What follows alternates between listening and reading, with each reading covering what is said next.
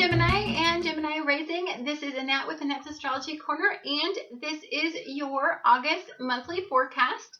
And so I'm doing things a little bit different because I do daily energy readings and horoscopes, and I talk about all of the energies.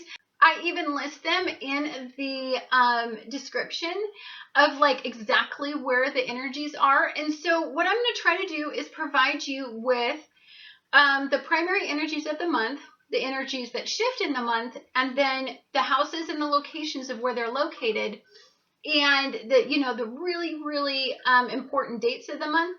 And then you guys can write down the energy that's going to be happening in a specific house, or if in a house in your chart.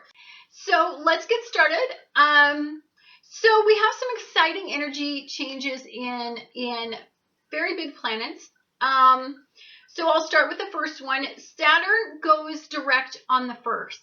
This is a big deal. Saturn was in Sagittarius when it went retrograde, and then it retrograded into Scorpio, and now it's going to turn direct. And when Saturn is in retrograde, it means that it pulls back a lot of karmic debt, a lot of karmic things that you got to take a look at. And when it's doing that, it's bubbling up a lot of stuff from the surface. And I'm sure that you felt it happen to you. It was karmic issues that happened from about 2012 to about 2014. And it was a very difficult transit. Some people had highly benefic things that happened to them. They worked through all of their karmic debt the first time it transited through Saturn.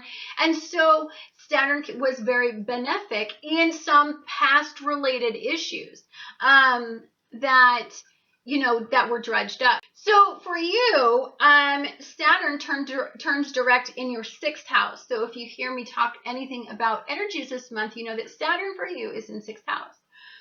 And for you, this is in routines. And, I've talked to you about this. I mean, many Geminis that I know have very highly destructive routines. They're very, they need to feel good really fast and right now, and they often don't think about the ramifications. So you'll find that a lot of Geminis, they either cheat, or they get bored so easily, or they just change gears on people, and they become very volatile and highly unreliable energies in people in relationships. And so you guys always have that tug of needing to be free and need to blow around the earth and need to have some vitality in your relationships, and that ability to be flirty, and your partners to understand that. But you had some issues that came up in about 2012 and 2014 that made you evaluate, okay, yeah, I like to be flirty and I like to have fun, but at the cost, what did it cost my relationships? I mean, how much attention do I really need? Geminis need a lot of attention. And so, what was it a healthy way that you embarked on getting attention? It's also thinking about your mental well-being. Do you suffer from anxiety? Do you suffer from, some sort of codependency? Do you suffer from addiction of any sort? If you do, those things bubbled up to the surface in about 2012 to 2014, and then you revisit them during this last little transit that we had. And so when Saturn was back in retrograde, so something happened this, in July that made you revisit those. Now, could that mean that you have progressed, and that maybe if you were faced with that addiction issue, you actually conquered it, and you didn't succumb to a relapse in your addiction? Or things that usually give you a lot of anxiety, you are now getting over, and you're now moving past it, and commitment doesn't make you scared anymore. Like, it could be stuff like that, and that's all a very specific process that you go through. I would have no way to, really predict that. But Saturn is now turning direct. So if Saturn presented you with some challenges and you overcame them, you can set up routines to make sure that you never fall back to your old habits. It's a very wonderful energy to really expand on, and Saturn's going to be digging deep in you and helping you do this as of the 1st. So this is about setting up mental well-being practices that are healthy. This is not about gorging on food if you get upset. This is about eating healthy if you get upset. This is about working out if you get upset. This is about talking it out if you get upset. This is about maybe going to counseling and embarking on some mental well-being programs that help you progress in your life. I mean, there's a lot of truly beneficial, Saturn can be benefic. It is usually malefic, but it can be benefic if you're doing the work. If every time you revisit those karmic issues, if you are making progress and headway and thinking of others instead of just yourself, that's when Saturn comes in and just really expands and removes obstacles in areas where you are feeling these challenges, and it's helping you have some progressive energy. Now, the first week of this month, Jupiter and Saturn are going to be in a tug of war. And I just think it's because, Jupiter wants to expand and be this beautiful benefic presence in your life. But Saturn is saying, wait a minute, I have some more talking to do with this person. And so I don't need you going in there and expanding and giving all of these opportunities, without me having some sort of control on how benefic this life is right now, because I may still have work to do. So you're going to feel like you're going to want to step on the brakes.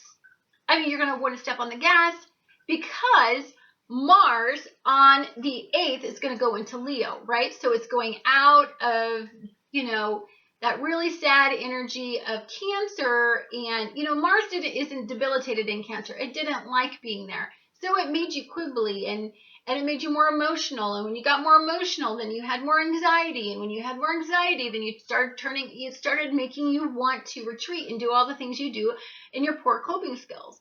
So you faced those challenges last month, but now we're getting back into energy as of the 8th, where it's going into Leo, and Mars loves being in Leo. I know, I have a Mars in Leo, and it's just, when I am passionate about something, I am passionate. When I love, I love. When I want to get sexually motivated, boy, that is one sexual placement that you can have for Mars. It makes you feel vital again. It makes you feel excited. It makes you feel like you have the energy and the willpower to persevere through things, and which is actually perfect, because if it's pairing up in the 6th house sector, and anything that you feel passionate about, any kind of progressive energy, you are going to be able to have success at, because Mars in Leo is a highly progressive energy. I know anytime I am passionate about something, I do it 24/7, 7 days a week. Like I don't even think twice about it, because I want it, and I want it now, and I'm pretty good at getting it when you have that placement. So we have that wonderful energy. We still have Venus in retrograde, but Venus is going to be retrograde now back in Leo. And this is going to be good, because last month when Venus was in Virgo, it was debilitated. So it brought up a lot of past pain. It brought up a lot of routines that you possibly needed to tweak.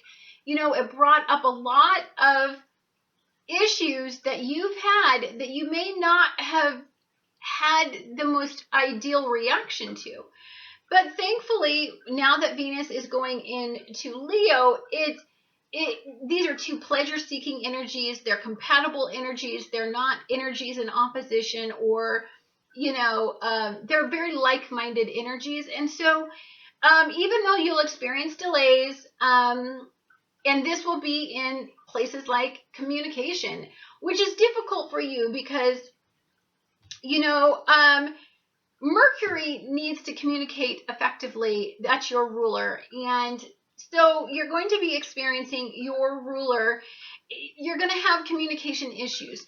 So you're going to want to be moving forward. But I think maybe what you need to learn how to do is maybe not talk your way out of a paper bag by using your charm and your charisma. I think it needs to be more on action and not what comes out of your mouth. Because I'm not going to be honest.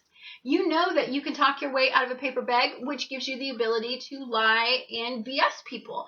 And so that's the rap that a Gemini gets. And so in this energy, when you're trying to when Jupiter is trying to expand you and push you forward, right? And Saturn is pushing you forward to develop new routines, it's not allowing you to talk your way out of things. So if you get caught or you're doing something wrong, or if Jupiter expands a flaw of yours and it shows it to your partners or it shows it to others, then you're not gonna be able to talk your way out of it. And that is good. It's not good for you, but it's good for you to have that humility in this month, for you to really, really see if somebody in your life can really, really stick by you through the hard stuff. If they're there to help you on your journey through your transformation process of developing better boundaries and developing a healthy lifestyle and a greater pursuit of mental well-being, then you have to know that this person can withstand seeing you not at your best. So I think this month that's really positive energy and a negative spin on it, but it's really positive. So Venus is retrograding in your third house. Do you hear me talk anything about Venus? Just know it's in your third. That first week, so Jupiter, like I said, we're going to have that. Jupiter's going to want to, step on the gas. Saturn's going to want to put on the brakes. You're going to feel a little bit chaotic inside of you.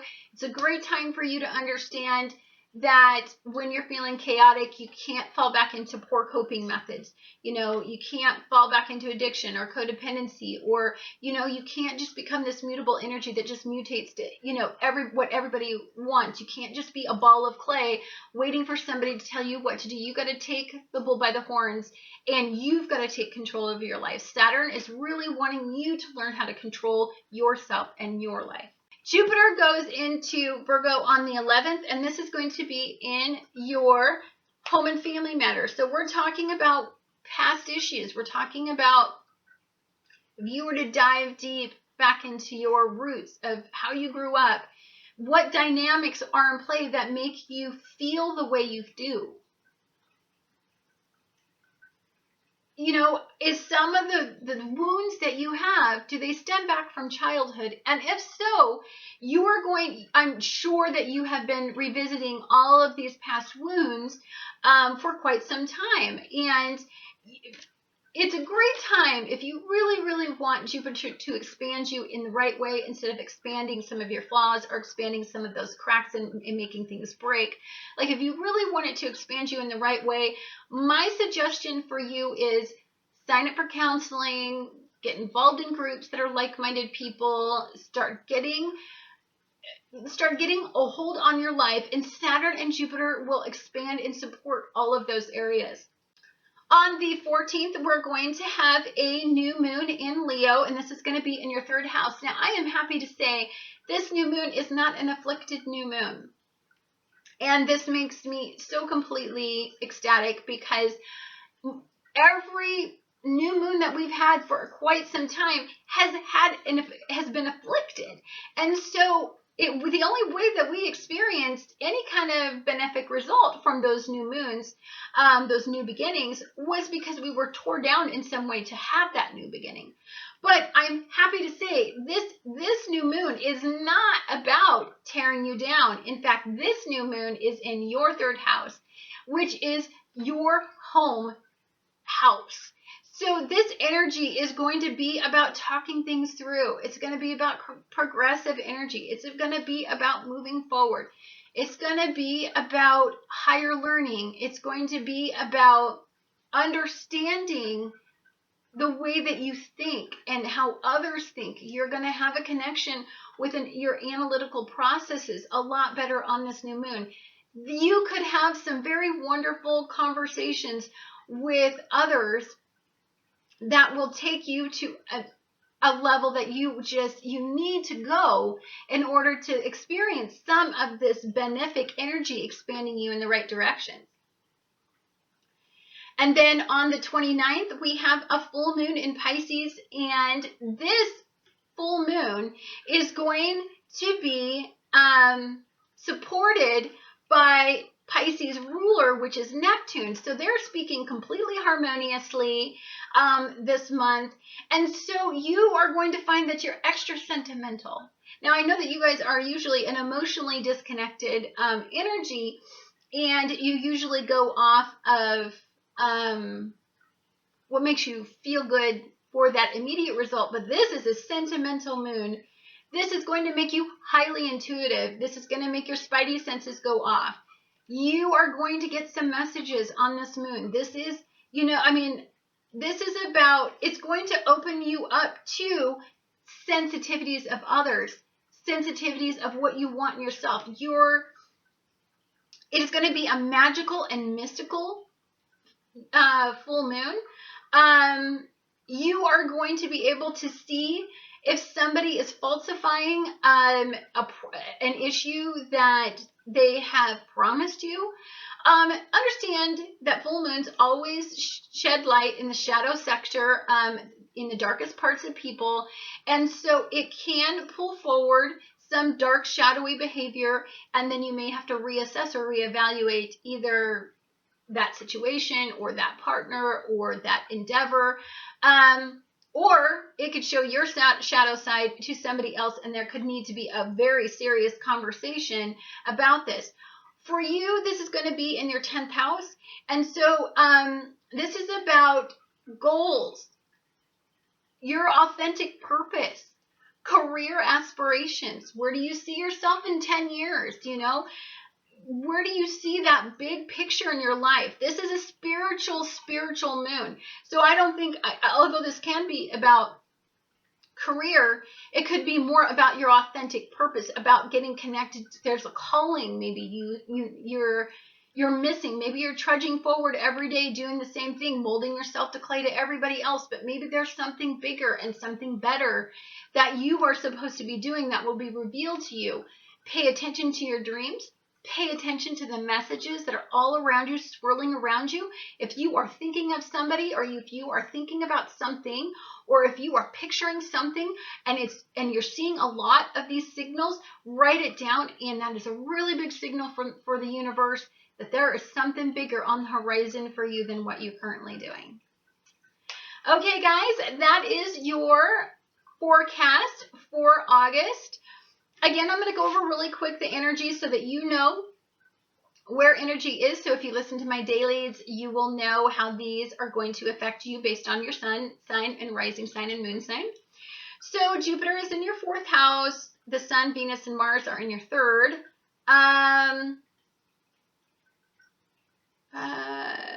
Saturn is in your 6th. And the new moon's in your 3rd, and the full moon's in your 10th. That is all I have for you today. I hope you have a wonderful month, and I look forward to talking to you guys again next month.